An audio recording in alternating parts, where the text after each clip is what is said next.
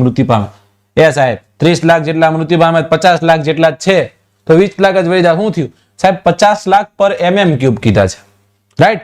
એટલે કે આ મૃત્યુ પામ્યા છે, આ મૃત્યુ પામ્યા છે, આ થઈ ગયા છે મૃત્યુ પામી ગયા. તો આના કરતા વધારે નિર્માણ પામશે, આના કરતા વધારે નિર્માણ પામશે. અને એટલે તે તમે દાડા દિવસે ગાલ ગટોટા જે છે એકદમ જબરદસ્ત તમે જિંદાબાદ લાગવા લાગો છો, મતલબ કે તમારી સ્કિન લાઈવ લાગવા માંડે છે. અને એ શરીરમાં રહેલી લાલી આના કારણે છે. ઓકે, ચલો મૃત્યુ ક્યાં પામે? છેલ્લે બરોડમાં જઈને મૃત્યુ પામે. નિર્માણ કહી દીધું તો બરોડમાં મૃત્યુ પામે કહી દીધું આપણે. અહીંયા મૃત્યુ કરી નાખીએ છીએ આપણે. ઓકે, મૃત્યુ ક્યાં પામે છે? બરોડમાં. અને બરોડમાં મૃત્યુ પામતા હોવાના કારણે આને સ્મશાન ઘર કહેવામાં આવે. શું કહેવામાં આવે? સ્મશાન ઘર. પ્રશ્ન પૂછવામાં આવે કે રુધિરનું સ્મશાન ઘર એટલે કયું? તો કે બરોડ. બરોડ જે છે ને રુધિરનું અથવા તો રક્તકણનું સ્મશાન ઘર કહીએ છીએ, રાઈટ? સાહેબ બરોડ ન હોય તો, બરોડ કદાચ ન હોય તો ઇન પ્લેસ ઓફ બરોડ તમારું યકૃત છે ને એ યકૃતમાં એ મૃત્યુ પામશે. યકૃત ન નહીં, યકૃત જે છે એ યકૃતમાં એ મૃત્યુ પામશે. આટલું બધાને ખબર પડી ગઈ?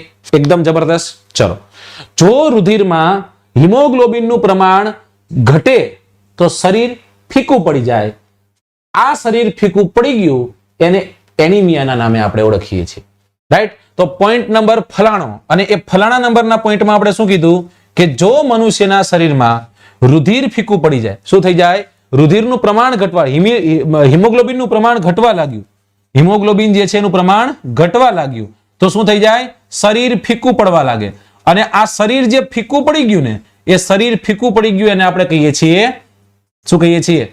પાંડુ રોગ, અથવા તો એને આપણે કહીએ છીએ એનિમિયા. પાંડુ રોગ પણ આ જ છે હો, એનિમિયા. બરાબર? ચલો, એનિમિયા અથવા તો પાંડુ રોગના નામે આપણે ઓળખીએ છીએ. બરાબર? ચલો ત્યાંથી આગળ વધીએ. મેલેરિયા રોગ છે ને, મેલેરિયા રોગ, એ મેલેરિયા રોગમાં પણ આપણા જે રક્તકણો છે ને નાશ પામે છે, રાઈટ? અને એના જ કારણે બરોડ અને યકૃત ઉપર સોજો આવી જાય. મેલેરિયામાં શું થતું હોય છે? મેલેરિયામાં તમને ખ્યાલ છે કે મેલેરિયામાં નોર્મલી બરોડ અને યકૃત ઉપર, સ્પ્લીન અને યકૃત જે છે લીવર પર સોજો આવી જતો હોય, રાઈટ? લીવર એટલે યકૃત, રાઈટ? અને સ્પ્લીનની આપણે વાત કરી રહ્યા છે. ચલો, તો આ બંને પર સોજો આવી જાય. શું થઈ જાય?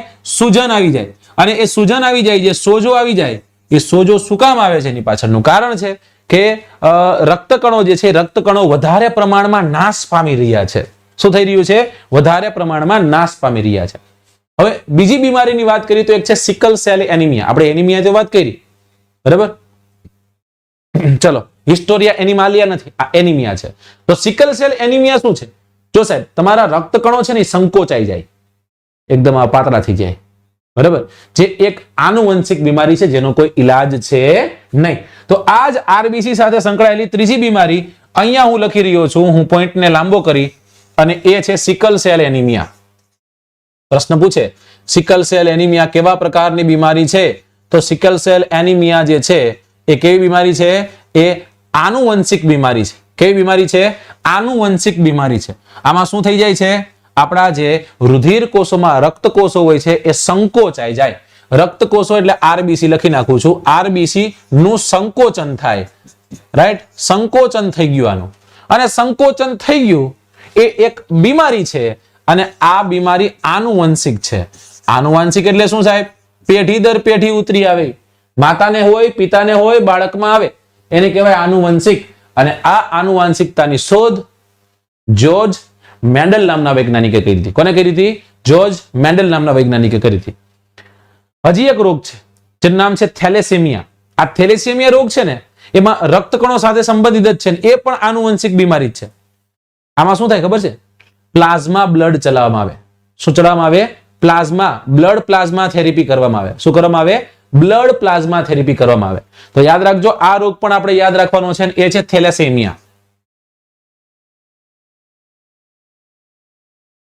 તમને ખ્યાલ છે કે તમારા મેરેજ પહેલા થેલેસેમિયા ટેસ્ટ કરવામાં આવતો હોય છે. એટલે નોર્મલી નહીં, કોલેજમાં હશો ત્યારે તમે થેલેસેમિયા ટેસ્ટ કરાવ્યો હશે, રાઈટ?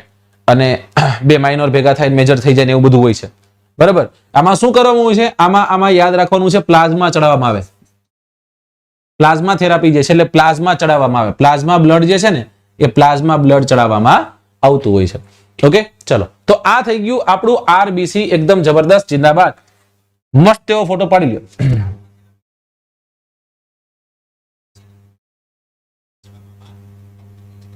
મહેશ સોલંકી એટલે આપણા મહેશ સાહેબ ની વાત છે.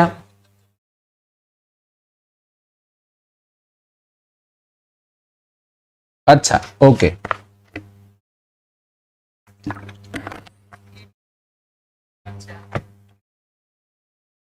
Very good. RBC sickle cell ના થઈ જાય, જેને આપણે સિકલ સેલ એનિમિયા કહીએ.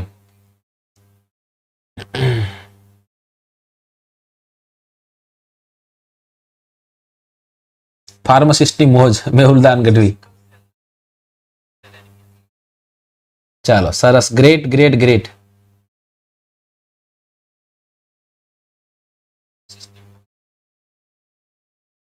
ચાલો,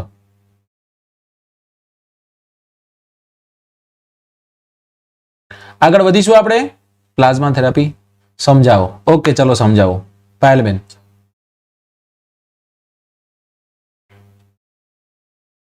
બધા એક વખત પહેલા કહી દો કે સમજાઈ ગયું કે નહીં.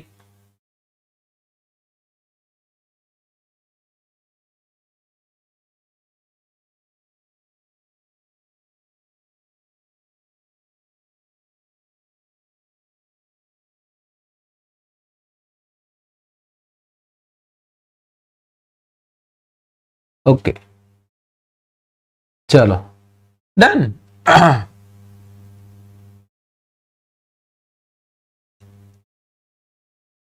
સાયન્સની બુક મારી નથી. મારી બુક હોત ને તો 100% હું મૂકેત, પણ મારી બુક નથી એટલે ન મૂકવા દઈ શકે. પણ આપણી ટેલિગ્રામની લિંક છે, ટેલિગ્રામની લિંકમાં હું એ બુક જે છે એ બુક મૂકી દઈશ. બરાબર. તો આ થઈ ગયું આપણું આરબીસી. 3 સેલ્સ જોઈ લઈએ, પછી તમારી જેટલી પણ ક્વેરીઓ છે એમાં મને જેટલું આવડે છે બધું તમને શીખવાડું. બરાબર. ચલો, અને હવે આપણે જોવાના છે શ્વેત કણો. કેવા કણો જોવાના છે? શ્વેત કણો, એટલે કે જેને આપણે કહીએ છીએ white blood cell, WBC. Right સાહેબ. આ શ્વેત કણો જે છે, શ્વેત કણોમાં જેવી રીતના આપણે ભણીએ છીએ એવી રીતના ભણવાના. કે શ્વેત કણો જે છે એ કોષ કેન્દ્ર યુક્ત અને અનિયમિત આકારના હોય છે. કોષ કેન્દ્ર હોય છે શ્વેત કણોમાં, યાદ રાખજો. આરબીસી માં કોષ કેન્દ્ર નહોતા, આમાં કોષ કેન્દ્ર છે. સાહેબ નિર્માણ ક્યાં થાય? અસ્થિમજ્જા, હાડકાના પોલાણમાં થાય. સાહેબ આની સંખ્યા કેટલી હોય? 4000 થી 8000 mm ઘન જેટલી હોય. ઓલી 50 લાખ હતી. સાહેબ આ કેટલા વર્ષો સુધી જીવે? 2 થી 3 દિવસ જીવે. કેટલા દિવસ જીવે? 2 થી 3 દિવસ માત્ર આ જીવન ભોગવે છે. રાઈટ, આટલું યાદ રાખવાની છે. આ ડિટેલ જે છે, ડિટેલ ભરી એને અહીંયા ભરી દઈએ. પાછી આપણે કેમાં ભરી દઈએ? આમાં ભરી દઈએ. બરાબર. આપણે વાત કેની કરી રહ્યા છીએ? WBC ની વાત કરી રહ્યા છીએ. WBC એટલે કે વ્હાઇટ બ્લડ સેલ. એનું નિર્માણ ક્યાં થશે? એનું નિર્માણ જે છે એ અસ્થિ મજ્જામાં થશે, એટલે કે બોન મેરોમાં થશે. ક્યાં થશે? અસ્થિ મજ્જામાં થશે. અસ્થિ મજ્જામાં થશે. રાઈટ. એ મૃત્યુ ક્યાં પામશે? તો ત્યાં જ તે બરોડમાં જ તે મૃત્યુ પામશે. સાહેબ કેટલા દિવસ સુધી જીવશે? 2 થી 3 દિવસ જીવશે. એની લાઈફ સાયકલ શું છે? 2 થી 3 દિવસની છે. સાહેબ એ 2 થી 3 દિવસની લાઈફ સાયકલ છે, હું સમજી ગયો. પણ આ WBC જે છે એ WBC કેટલા હોય છે? તો WBC 4000 થી લઈ અને 8000, 4000 થી લઈ 8000 mm ઘન જેટલા હોય છે. મતલબ કે પર mm ક્યુબ આની સંખ્યા છે. રાઈટ. આ વ્હાઇટ બ્લડ સેલ છે એને શું કહીએ છીએ? એને આપણે કહીએ છીએ શરીરના સૈનિકો. શું કહીએ છીએ? શરીરના સૈનિકો. ઓકે. White blood cell. પ્રશ્ન પૂછાઈ ગયો છે કે શરીરના સૈનિકો એટલે મનુષ્યના શરીરમાં રહેલા કયા કણો? મનુષ્યના શરીરમાં રહેલા કણોમાં શ્વેત કણોને શરીરના સૈનિકો તરીકે આપણે ઓળખીએ છીએ. ડન. કમ્પ્લીટ. આટલું સમજાઈ ગયું? ચલો બીજી ડિટેલ આમાં જોઈએ તો થાઇમસ નામની ગ્રંથિ છે. એ થાઇમસ નામની ગ્રંથિમાં નાની ઉંમરમાં મહેદ અંશે શ્વેત કણોનું નિર્માણ થતું હોય છે. કઈ ગ્રંથિમાં? થાઇમસ નામની ગ્રંથિમાં. હવે પ્રશ્ન પૂછે કે થાઇમસ નામની ગ્રંથિમાં WBC નું નિર્માણ થાય છે. આ વિધાન સાચું છે ખોટું છે? તમને એમ થાય ના છે આ વિધાન ખોટું છે. એની પાછળનું કારણ કહું.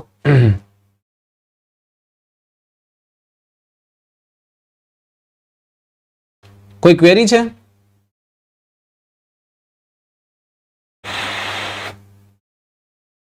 યસ ચૌધરી નાભિયા શિલ્પા. એ ટાઈપ્સ આપણે જ્યારે સ્પેશિયલ લેક્ચરમાં તમે આવ્યા હશો ત્યારે મેં તમને બધા ટાઈપ્સ ભણાવ્યા હતા. જે આવ્યા હશે એને ખબર હશે.